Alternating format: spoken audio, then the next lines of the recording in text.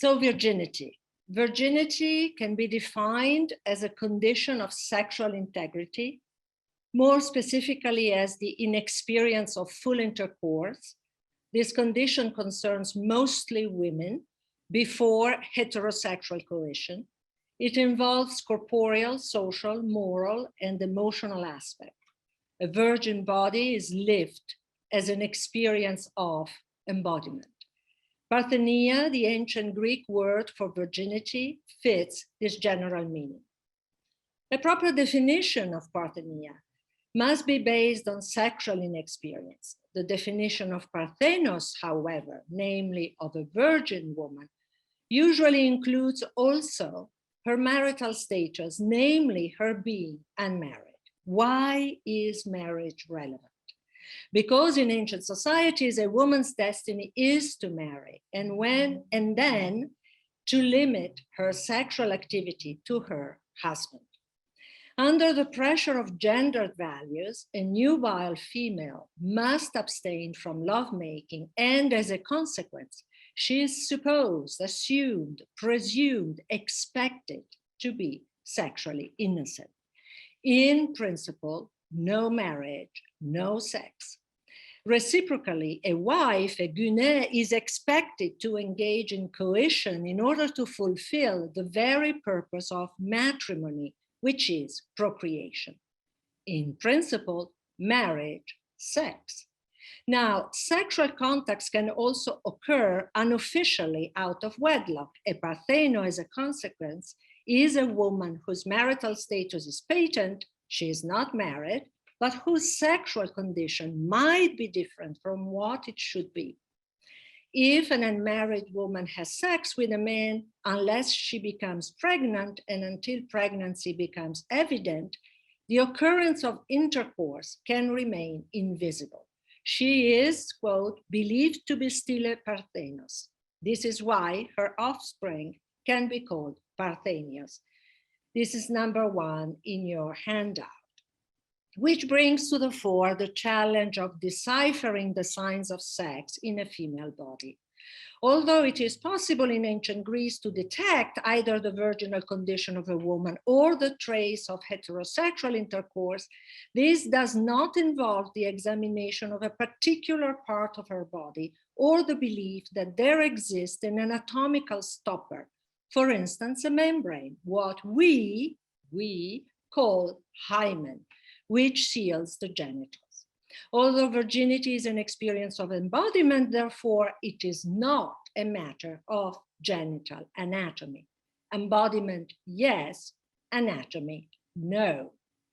We should look first at parthenia as a condition, and then at the woman called Parthenos as a kind of person, one who is embodied and who lives her gendered body in a society. This allows us to refresh the question of material virginity, more precisely the question of the existence of a stopper in the vagina. There is no stopper.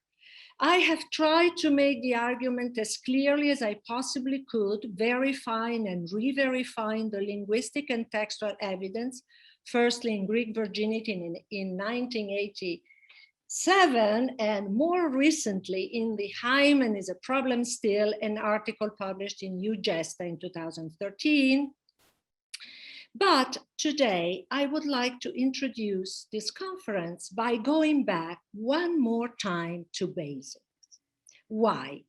Well, for 2 reasons. Firstly, to think at the same time that virginity is a corporeal condition and that it does not consist of one piece of thin skin, which we call hymen. Well, this is not obvious. It is much simpler either to rule out the body altogether, a Parthenos is only an unmarried girl, or to take for granted that a virginal body must obviously be the same in the Gray's Anatomy, in ancient Greece, and in any old other society. Well, no. The singularity of the Greeks is the compatibility of these 2 ideas. The body, yes. The stopper, no. Secondly, to situate the Greco-Roman tradition on its own merit, allows us to understand how exactly it relates to other cultural and religious tradition, which may have come into contact in the Greco-Roman multicultural empire in the first centuries of the current era. Ideas change, or maybe not, but they certainly circulate. The focus of our encounter is the potential, and I would say the need, for comparison, better to study sexuality in that interconnected world. A comparison that does not presuppose nor expects analogy, but that helps refine differences. A comparison that can only be done through a dialogic collaboration among multiple scholars, each of us being deeply immersed in our own objects of knowledge, and being also eager to think comparatively. What I would like to bring to this Aristotelian dinner is, once again, the oddity of Greek virginity.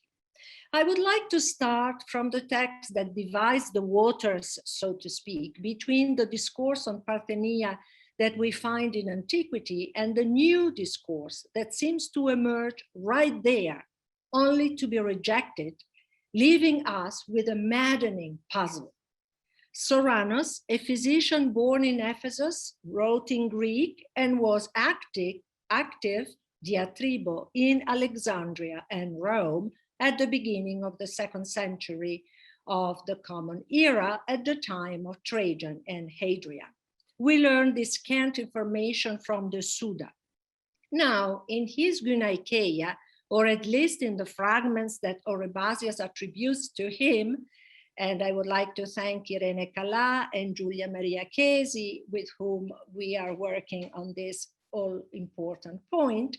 Well, Serranos of Ephesus does mention a transversal tissue sealing the vagina, but in his opinion, this is merely a thought, oiestai, he claims, a thought to be rejected as false, pseudos. This is handout number 2. So I read it with you because this is the whole important text. In virgins, the vagina is flattened and comparatively narrow, since it possesses furrows held together by vessels that take their origin in the uterus. And when the furrows are spread apart in defloration, these vessels burst and cause pain, and the blood, which is usually excreted, follows. For to believe that a thin membrane grows across the vagina, dividing it, and that the same membrane causes pain when it bursts in defloration, or if menstruation occurs too quickly, to believe that this membrane, when it remains in place and is formed into a solid structure, produces the disease called atresia, this is false. Firstly, let us refrain from a spontaneous aha moment. There we are, this is the hymen. The hymen is not a thing. Hymen means membrane in a generic sense. It is a type of tissue omnipresent in the body, so much so that the vagina itself, a sinus, a colpos, is nothing but that, a tubular pocket made up of hymen, which in that particular case has an elastic texture. Hymende esti neurodes. The vagina, a piece of hymen, is originally full of folds that, when shattered during the first penetration, cause bleeding and pain. Serranos then goes on to report the train of thought of some unmentioned people. They think that another membrane, one that Serranos also calls hymen, and which he qualifies as leptos, thin, may be observed inside the vagina as lying transversally, thus as obstructing the channel. Serranos is still quoting this unknown source. This fragment of fine tissue is fractured in the first coition, they claim, and this breakage causes pain. But, Serranos argues, these people are wrong. If there is pain, he has just explained, this results from the furrows being suddenly distended. To be sure, the pathology called atrasia does exist and, could we add, has been amply observed by the medical writers of the Hippocratic corpus in the 5th century before the Common Era. But imperforation cannot possibly be caused by a thin membrane that would have grown bulkier over time. The problem is not the degree of thickness. The problem is that there is no leptos Hymen in the first place. The proof, Serranos goes on to argue in chapter 17, is firstly that this purportedly natural thin membrane is not found in this section. Secondly, if such a normal anatomical piece existed, quote, in virgins, the probe ought to meet with resistance, whereas the probe penetrates to the deepest point. And thirdly, the so-called above-mentioned thin membrane ought to be fractured not only in the first intercourse, but also before and independently of penetration, simply when the first menstrual flux breaks through and finds an issue out of the vagina. In other words, all adolescents would lose their virginity all by themselves. Fourthly, if the well-known anomaly called imperforation, atratos, were a more substantial version of a normal thin membrane, then this pathologically hardened hymen should be found always at the same place, always Serranos. Now, the thick membrane, whenever it can be observed, appears to be located erratically, either at the entrance or more deeply into the vaginal sinus, or even across the uterus orifice. But Serranos contends organs occupy their own dedicated places. The tissue causing imperforation, therefore, cannot possibly be a thickened version of a normal thin membrane. There is no normal thin membrane. Serranos offers the first allusion in the Greek language to a theory of anatomical virginity, and at the same time, its prompt refutation. It's a flash in a pan. Of course, we can content ourselves with this disproof of the existence of a leptos hymen. No hymen, nothing unheard of in Western medicine, because the reduction of virginity to a single anatomical body part has always been highly controversial. The semiotic reliability and the very existence of the so-called hymen have always been questioned. As one of the pioneers of American forensic medicine, Theodric Romain Beck, wrote in 1823, I quote, "The physical signs of virginity have been the subject of keen discussion among anatomists and physiologists, and none of them had led to greater inquiry than the existence of the hymen."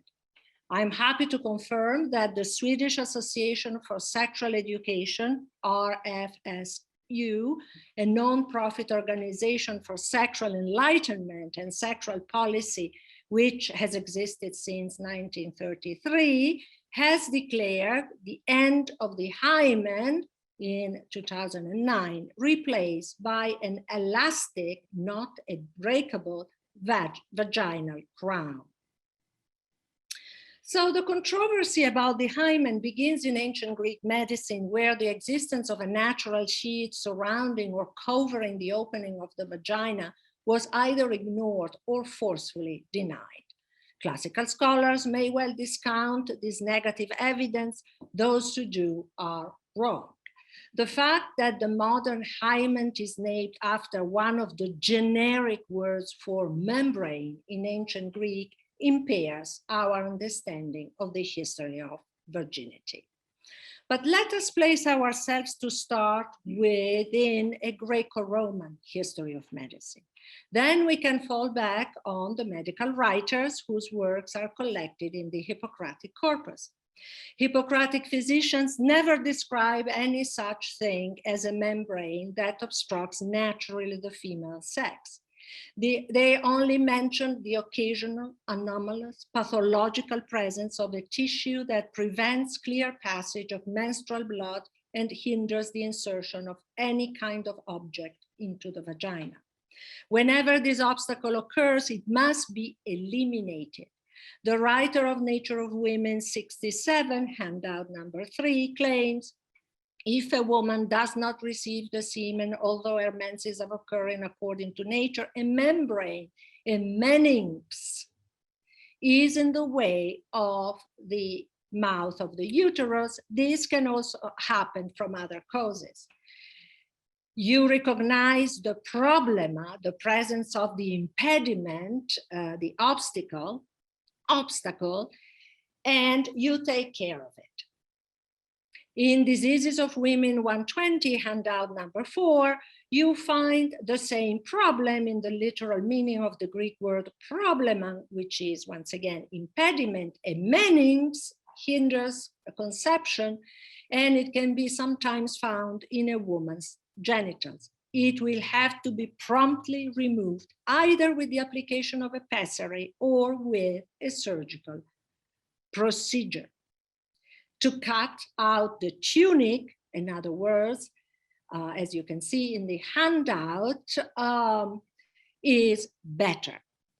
The Treatise on Barrenness, handout number 5, includes, among many causes of sterility, once again, a meninx.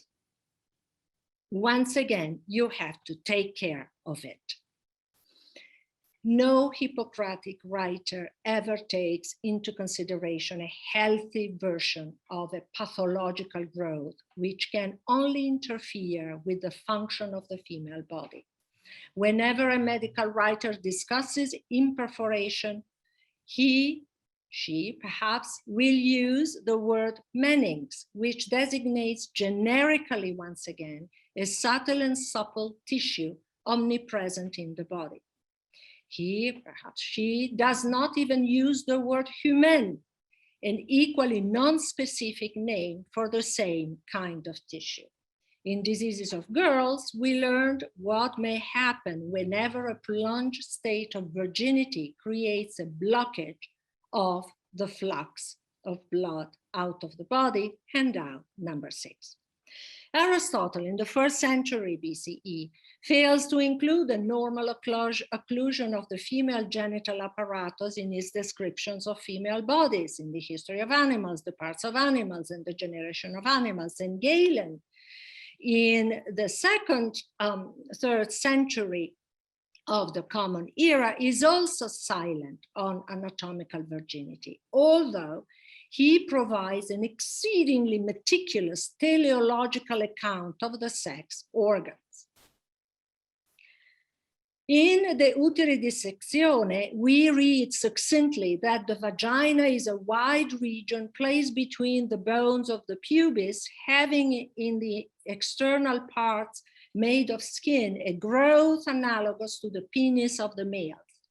There is the clitoris then, but there is no hymen. Now, let me highlight as fluorescently as I possibly can the fact that this silence is not a silence. Why? Because these observers of the body are not breezing through the genital apparatus merely to take a glance and sketch some casual ekphrasis of it. They are on an epistemic mission, stating the fact of the matter, offering anatomical accounts as in-depth and as all-inclusive as they are able to, making sense of functional explanations. Not only do we have to take into consideration a specific context and a particular genre, therefore, but first and foremost, do we have to understand that this is a project, the project of a thorough, meticulous, exhaustive knowledge. In their own way, the Hippocratic writers, Aristotle and Galen, are each going into details about a region of the female body, which for their purpose is of the utmost importance. Their overall discourse about women is actually about procreation, namely one of the most salient functions of nature, the preservation of life. The female body is a matrimonial, maternal body, meant to work smoothly to this effect. in this context and in this strategy of inquiry, every single part and parcel of the fabric of the body matter a great deal. So these observers of the body do not pick and choose at random. Galen deserves an especially close attention. He goes as far as theorize the imperative to heed to the smallest, tiny, teeny bits of the human body, because if nature has placed this where it is, there must be a reason. And it is up to the observer fully to discover that reason. Everything that exists in the human body is worthy of mention, and most importantly, calls for an understanding of its usefulness, kreia, which triggers a constant amazement at how right, how ingenious, and how beautiful the art of nature is. The teleonomic ambition of Galen's anatomy is well known. Let me briefly mention 2 points. One, Galen insists on how comprehensive his account of the parts is. On the usefulness of the parts of the body, we read sentences like this: the penis, like the neck of the womb, and all the parts around the vagina have received, and with good reason, a superior number of nerves. The female has all the parts that the male has. And again, Galen emphasizes his admiration for the whole things. The nature of the genital apparatus is especially useful, having received a position, a structure, a dimension, an entire configuration, 10 Holland diaplasin, entirely appropriate. When through this section you will learn the utility of each of the hidden parts, you will be amazed at the artisan of the art. And Galen goes on to describe the female apparatus, which is especially well appointed. As far as he knows, he has left nothing out, neither has nature herself done so. This is a finite anatomical system. Let us also take seriously this all-important analogy. Female and male bodies are outfitted with the same parts, only inside versus outside. Is the male sexual apparatus equipped with any stopper? No, it is not. Then neither the female one is. 2, how about Galen's knowledge of membranes? Well, Hymen is a type of tissue. Humanes come often in the plural. Galen sees membranes everywhere in the human body except in a virgin's vagina. So this is not an argument ex silencio. This is not lack of evidence. It is the massive indication that for all his eagerness to cover the entire body, for all his insistence that he is describing all the parts he is observing, Galen, of all people, is not aware of any vaginal membrane. Worse, whereas he is usually so pedantic about the mistakes of his colleagues, he does not even bother to discuss other opinions about its hypothetical existence. Here is a piece of anatomical equipment that for him is purely and simply and evidently non-existent. And I will add, to conclude this close reading of the text, that the non-existence of vaginal problema is perfectly consistent with ancient gynecology at large. The female sexual apparatus is made to let menstrual blood flow out of the womb, to emit its own seminal fluid, to receive the male seminal fluid, to carry and nourish a fetus, to expel a baby, to disgorge milk. All this traffic and transit requires an appropriate plumbing. Openness is in order. To be sure, the uterus climbs up in order to contain and protect the embryo. To be sure, the virginal body is also closed, and we have seen the risk of an exceedingly prolonged closure. But such a closure, I have argued, is reversible, like that of an elastic mouth. It is not a matter of breakable and irreparable obstacle, barrier, hindrance placed in the way. Moreover, the overlap of all the parts in the female and male bodies creates a perceptual frame through which a stopper would clash. Males are not plugged, females neither. Does this mean that the Greeks were indifferent to the signs of sexual activity, which may remain engraved in the body of a woman? Does this mean that a Parthenos could only be an unmarried girl, nothing more? Does this mean that the condition called Parthenia was insignificant? Not in the least. There was another sign of virginity lost: pregnancy. Coition brought to bear the conception of a child. It is the case in the Homeric poems. It is a commonplace in medicine. As long as this conviction could hold fast, as long as the cause-effect process could be trusted, it seems that this was sufficient, and there was no need to imagine an extra sign of sex. I've argued along this line in this Hymen is a problem still. Today, I will limit myself to the clarification of Greco-Roman medical discourses. It is truly important to be clear about that tradition for the sake of accuracy, of course, but also if we want to understand what happened later and or elsewhere, and if we want to contribute with useful knowledge to the research of scholars who, in the background of their own studies in other areas, must rely on classical scholarship. We have a responsibility here. I will limit myself to the medical discourse, therefore, but I cannot fail to add the following. The practice and inquiry of medicine provides society at large with an authoritative knowledge, which circulates and percolates, touching the lives of ordinary people.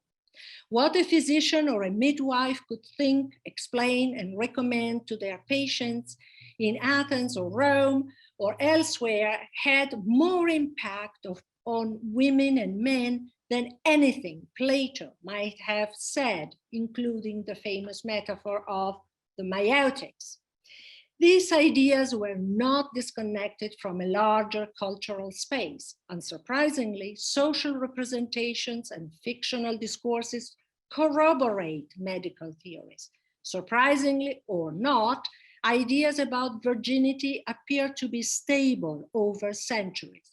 Cultures change at variable speed, slow knowledge.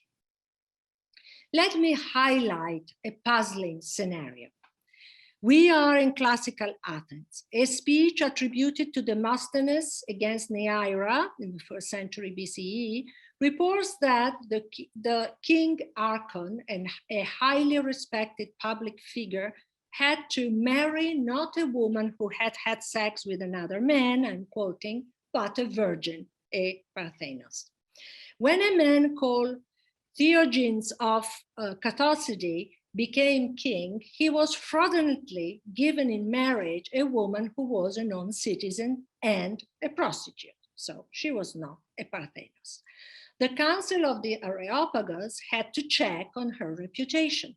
They discovered her past and obliged the king to separate from her. The whole narrative takes for granted that the deceived groom was not able to ascertain visually and personally the purity, quote unquote, required from the bride. Suspected of having married that inappropriate woman, Theogenes based his defense on his naivete. He had not realized what kind of person she was. Was he being sincere? Who knows? But the speech presupposes that when he claimed that he was not aware of his wife's sex life, he could be believed. Nobody protested that his alleged failure to notice the non-virginity of the bride was absurd. The speech also implies that although virginity could be of the highest importance, as it was the case for the king's wife, and although a forensic body was charged of monitoring the sexual integrity of such woman, well, no expert witness was involved in the examination of her genital before the wedding, for instance. Nobody knew how to read the biography of the bride on her body. The storyline hinges on this illiteracy, so to speak. Now, this is a speech meant to be uttered in a trial against the woman who had deceived Theogenes, therefore meant to be plausible for a popular audience. In the speech, not even the bleeding or not bleeding is mentioned as a relevant, pertinent sign.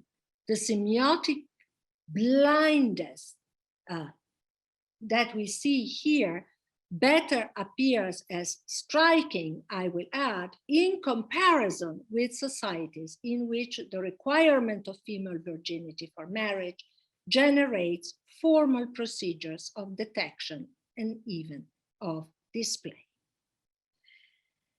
Let us take this vignette as a cultural symptom. This speech conveys a social representation and a shared knowledge, folk science, if we want to call it like that, which resonate with medical theories, until Serranos comes along.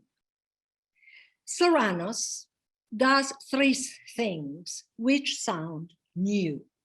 First, he praises sexual abstinence. Although women usually marry for the sake of children, he says, permanent virginity is helpful because intercourse is harmful in itself. Women who abstain from sex are stronger. This already sets him apart from the Hippocratic tradition. 2, Serranos introduces a focalization on shedding blood in the medical discourse on virginity. It is as if he were in touch with a novel attention to the virgin body. A potential semiotics is emerging here. Bleeding versus non-bleeding, well, this become a signifier. 3, Serranos refutes the purported existence of a virginal leptos Hymen. Where does the novelty come from? Who are his interlocutors? Who is he, Serranos of Ephesus? So this physician moved in multicultural environments, namely Egypt, Alexandria, and Rome, where competing ideas about the body must have circulated and must have supported local practices. Serranos was probably aware of such ideas and practices which may well go far beyond the Hellenic medical tradition. We have discussed this refutation of the thought that there might be a thin membrane. Now, let us ask ourselves who the anonymous holders of this belief might be, and most intriguingly, where they may be. We are obliged to surmise. They may be either other physicians or midwives or laypersons. Fine. But we may reasonably speculate that religious communities in which defloration and the shedding of blood during the wedding night were scrutinized may be the source of such a theory. In Rome, what should we think of Roman virginity? Vast question, more and more studied. I myself, I'm now going from Greek virginity to Roman virginity, question that has been recently discussed in the context of the wedding and its ritual violence by Karen Kleber-Hirsch, question which I will simply try to tackle from a semiotic point of view now by mentioning a collection of legal thought experiments, the controversies by Seneca the Elder. We are in the 1st century BCE. One of these fictional cases lends itself to be read as a cultural symptom again.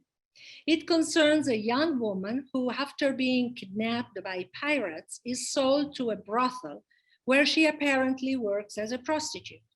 One day, she kills a client, but she claims that she did so in order to defend her virginity.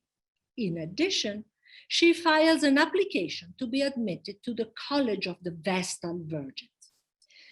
The men involved in this imaginary trial discuss at length the young woman's reputation, the likelihood of her success in avoiding the sexual act and of remaining pure, the pollution caused by the physical proximity of prostitutes and customers, and by the bloody murder itself. The basis of their arguments is that absolute chastity is necessary for admission among the Vestal Virgins. The matter at hand is therefore a fact, the woman's sexual intactness. Direct observation of the body, however, is not even mentioned as a possible mean to prove this fact. No allusion is made to physical signs of virginity and their possible verification. Of course, the controversy is a rhetorical exercise, but like a speech, to be plausible, it has to follow a cultural logic, same conundrum as in the speech against Neaira. Roman erotic culture appears to encompass an increasingly complex conception of virginity. According to Augustine, who quotes Marcus Terentius Varus, many deities were involved: Eugatinus, Domidicus, Domitius, Virginiensis, Subigus, Prima, Pertunda, Venus, and Priapus, so that with their help, the bride would be easily deprived of her virginity. Pertunda embodies the action of pertundere, to transpierce. She is responsible for the final act that, Augustine protests, ought to be left to the groom. Let the husband do something. This particular verb, pertundo, seems to imply that the groom has to break through an obstacle. Another Christian writer, Arnobius of Sicca, more brutally asks, is not there also Pertunda, who in bed helps husbands to dig the virginal hole? In an ironic rather than indignant tone, Catullus alludes to this impatience when, lying on his back in bed and waiting for his mistress, he is there while his sex transfixes his tunic. So he also is in this situation of pertundere. On the other hand, the focus on material virginity does not bring about the practice of physical examinations. Now, in view of the protection of virgins in the Augustan legislation on seduction and rape, in view of the rigorous selection and supervision of the Vestals, the failure to look for signs of sex in women's bodies is highly significant. A Vestal who transgresses is put on trial and punished relentlessly. The social demand for certainty, in other words, is there. The legal framework too. Is there a Roman forensic medicine? The question has been asked and thoroughly studied, especially by two American scholars, Darrell Amundsen and G.B. Ferngren. The answer is yes. The Athenian, Roman, and Roman Egyptian trial system did include recourse to the opinions of expert witnesses in disputes where one of the parties wanted to produce before the judges verification of assault and battery, for instance, or the certification that a magistrate was ill and could not attend a meeting, or the certification of the health condition of a slave, or of poisoning. The consultation of midwives was also included, so it seems, in this appeal to expert witnesses, not in Greece, but in Rome.